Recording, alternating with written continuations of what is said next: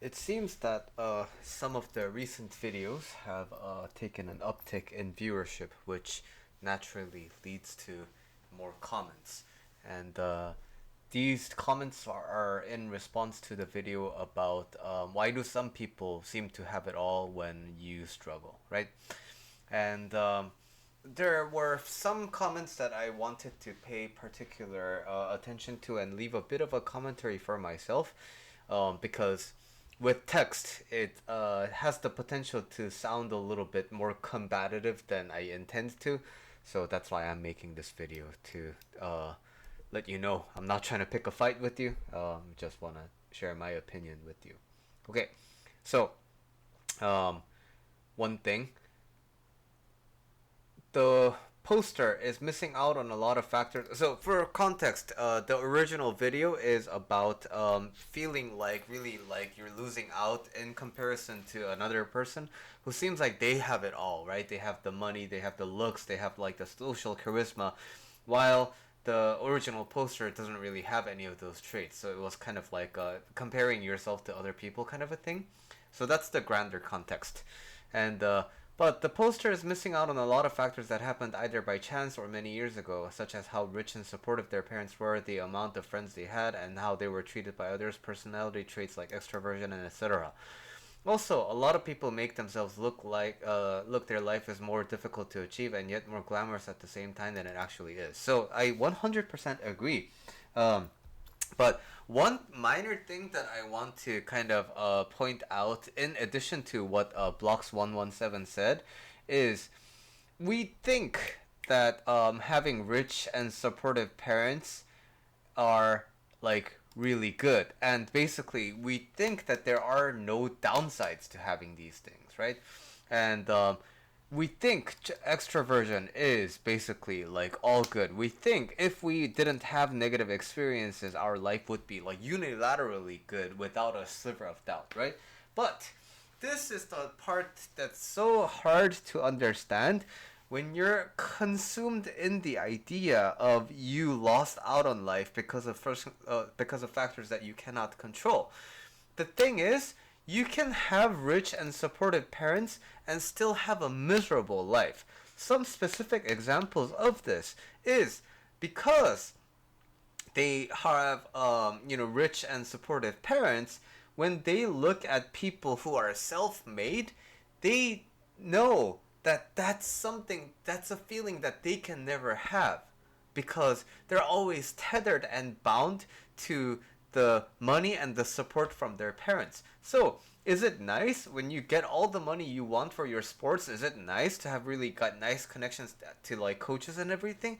Yeah, but when you look at a person who rises up from the like poorest of conditions, like really expressing themselves and being able to be kind of like indubitably themselves because they were tested with like adversities and things like that, when you only know how to get places by support, you really feel like I can never have that kind of feeling. And there are a lot of people who get jealous of those things, right? If only life was a little harder for me. And then there's a lot of associated guilt about that, right?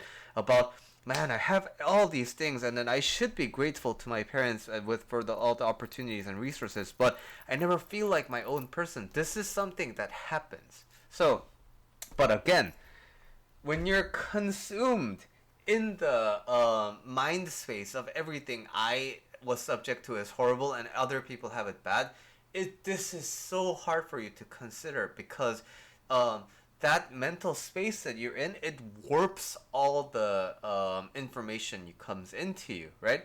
So, like when you're drunk and you're feeling kind of aggressive, it doesn't matter that the people are just like joking, right? It doesn't matter that people are trying to calm you down. No, you want to pick a fight because you're consumed by that inner rage that you have that was enabled by a lot of alcohol and things like that. So, this user says, yes, but these things are not always the ultimate factors that determine where you end up. Exactly, right? Ideally, the worst being less fortunate does is create extra work on a much longer road to reaching an equivalent destination that someone with proper support might have otherwise walked into quite easily. But again, when you get to a shortcut, there's nothing stopping you from wondering about what the long road would have been like, right? And so when you can be in the same kind of a easy kind of a position, but you can still be consumed by the same thought that what I went through isn't great and other people have it better. So, um, you're right that sometimes in the midst of those disparities, there's a lot of room for the less fortunate to be wiped out by all kinds of extraneous factors that the most fortunate people don't have to deal with, enjoying the luxury of having guardrails more directly guiding to where they want to go. So this brings up a really important point. So this is why when you come to realizing that there is no golden way to life, you can be happy with the short cut, you can be happy with the long winded road. You can be unhappy with the golden road, you can be unhappy with the long winded road. The moment you recognize this, right? That's the moment you realized that our society in general really lacks the guardrails for the people who are less fortunate. So many of these discussions that happen, right, is about money and genetics. Which means, as a society, we tend to favor those things so much to the degree that common people like you and I, commenting on these YouTube videos, have this really deep-rooted belief that having money is objectively better. Like having good genetics is objectively better. So basically, what we are thinking is a byproduct of our environment that has been systematically shaped this way by these types of belief systems. So the moment you the moment you break out of these illusions, it's so important to start contributing to breaking down these social systems, or at least adding a voice to the counter argument that these things should not be the determining factor of whether or not a person gets accessible reach of happiness. So that's partly why I'm making these videos too, right?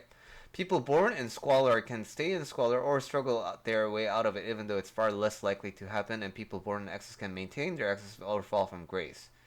Honestly, this is the worst outcome, and of those who are struggling are less likely to make that mistake with the appreciation for life they are forced to have if they want to make anything of themselves. But also, right, on the other hand, so many people make it out of the dumpster, so to speak, but then now that mentality of I need to get out of this, it persists even when objectively it may seem like their conditions have changed. So for example, I need to get out of debt, and then they do get out of debt, right? And then there's this like deeply rooted uncomfortable feeling because there's nothing stopping you from continuing to have that feeling of needing to escape to the next level, right? So this is why mindset work and really coming to an assessment of like, what am I feeling right now? Regardless of the outside things that are happening, with me, how am I feeling right now in response to everything or without response to everything?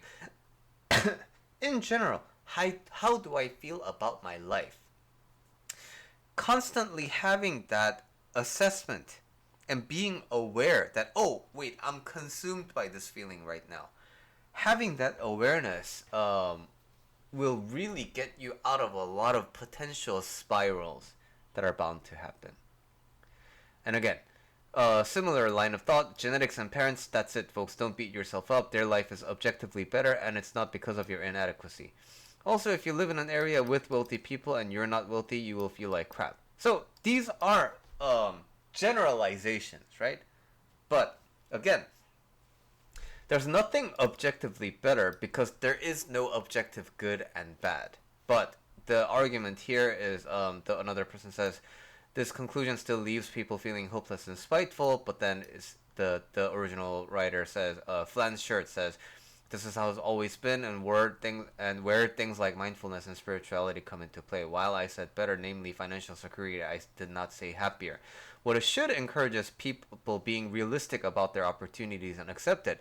Are you gonna play in the NBA? Are you going to make 400K a year? Probably not. But knowing it's not your fault and that others may have advantages you don't means it's not on you. So after you read this comment, you get to learn that this comment is a generalization, right? So this shows you the importance of not jumping to conclusions about what people say in few words, right?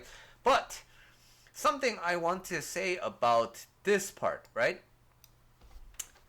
When we self-course correct, we have a tendency to convince ourselves to settle for kind of a safer option, right?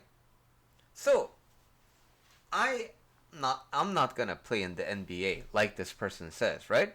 But this doesn't mean a life involved in professional basketball is out of the picture for me. Who knows, maybe I can get really invested in the world of professional basketball, and then I can be a commissioner, or I can be like a ref, or I can be something else that contributes to the greater ecosystem of professional basketball, right? That, even though I'm not gonna be necessarily playing in the NBA, it doesn't mean that I should not dream of anything related to NBA. Am I gonna make 400K a year? Probably not, but it doesn't mean I am forever precluded from it. I always leave that opportunity open, and I invite myself to, how do I get closer to 400K? Okay, so maybe I'm not gonna get closer to maybe I'm not gonna make 400K in my life, but what about 100K? Maybe I can do that. What are some steps I can do to that? And then when I do make 100K, how about 200K? How can I try that? These are things that you can try, but when you settle, when you self-coach, when you do kind of like self-conversations, there's a tendency for you to err always on the safer side. And I wanted to just point that out. Reason for things is they have nothing to do with is their genes, epigenetics, and circumstances. Very commonly expressed theme. And then there's some other comments like cocaine and drugs. I think it's related to why this person is being able to be much more social than the other person. Hey, maybe drugs is a part of the solution. But like my friend Julianne says, why would you hinder the opportunity to be yourself by being under the influence of drugs when being yourself is great? So that's, I think, some of the nuance that I wanted to express to you and capture within the comments. And I have another one of this video, so I'll see you in the next video.